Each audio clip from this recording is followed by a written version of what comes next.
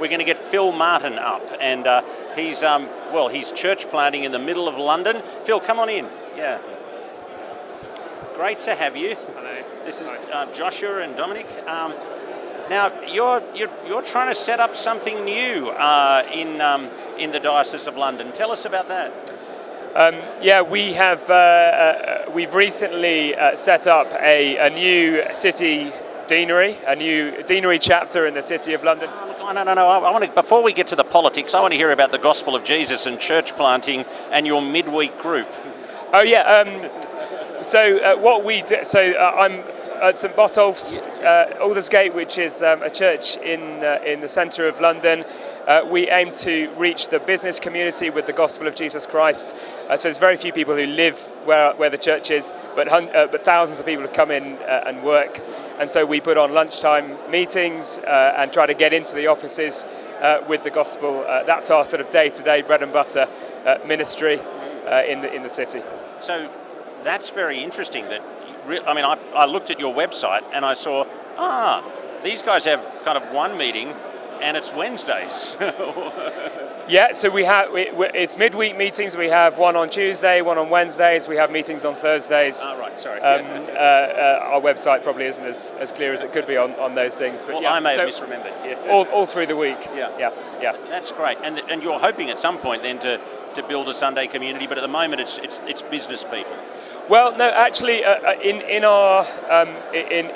St Botolph's at the moment, our conviction is that because there are so few people who actually live there, the best thing for us to do is to focus on the thousands of people who come in midweek. Cool. Yeah, Josh. Yeah, it's good to know that there are some strong fellowships going on in the UK, and it's encouraging to know that there will be fellowship in there. What encouraging message you have for the people, like for us from Africa? Well, we'd love your prayers. We're in a really, in some ways, a very difficult situation in terms of the Church of England. But also your prayers that wouldn't consume what we're doing, and that actually our focus would remain the positive hope, holding out the positive hope of Jesus Christ in the place where we are. COVID has had a big impact in the city, so people's work habits have changed a bit, and so for wisdom to how to sort of press on in our particular context, in terms of positive message, let's all keep proclaiming the gospel in our context and serving the Lord. Now, Phil, I watched the video that you put out a couple of weeks ago with a colleague announcing a new deanery structure in the centre of London, and really saying we've got to work in a concrete way outside the formal structures of the Church of England, and it's really one of the first concrete steps of here's a line and we're not going to cross it that I've seen in recent weeks. What's the reaction? Maybe you could explain a little bit better and a little bit more than the brief I just gave, but then talk about the reaction that there's been to that. Yeah, no, your brief is right. We want to. We want actually to stay at this point within the Church of England, and that's why we've done what we've done. We are hopeful of the possibility of separate structures and a sort of separate enough structures within the Church of England. In terms of why I've done it personally, and I know the other guys would agree, I think, with so three major reasons. One, public differentiation. I need to be really publicly differentiated from the bishop at this point.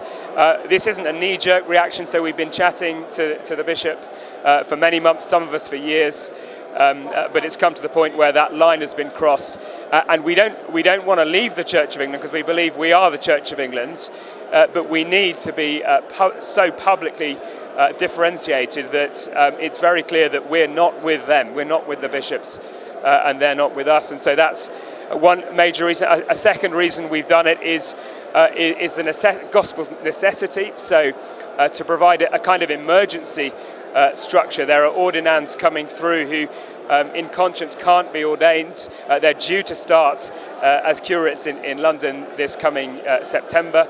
So what are we going to do about that? Well, it is obviously a sort of non-usual step, but actually 1 Timothy 4:14 talks about Timothy being commissioned by a body of elders, and so that's what we're planning to do, among other things. Great. What's been the pushback reaction from officialdom? The diocese released a statement saying that there's no legal substance to what we're doing. I think our view on that is whether or not there's any legal substance is not the question for us. The question is, it's a spiritual and a pastoral matter, and a spiritual and a pastoral need. And so what we're doing, we believe to be absolutely necessary in our particular context. And the diocese will talk about what's legal and what's not. For us, it's about what is faithful to the Lord Jesus, and that's what matters. What I admire about what you've done is I know it takes guts at any point to stand up and take a stand for Jesus. And whenever you take a stand, well, people attack you from one side and people criticise you from the other side. And I never quite know exactly where to take the stand, but I admire people who do take the stand.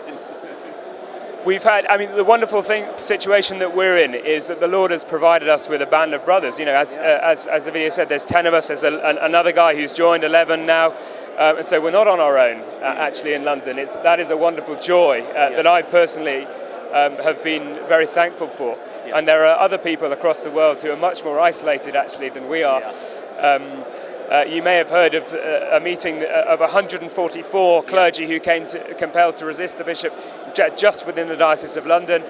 And so there is a joy in the real sense of kind of recaptured gospel unity among people who believe the gospel. Every good thing comes with some pressure on it, and persecution always grows the ministry. So we will keep you in prayer for us from Ugandan section. Thank you so much. Your prayers are hugely appreciated. Phil, thanks so much for coming. Thank you.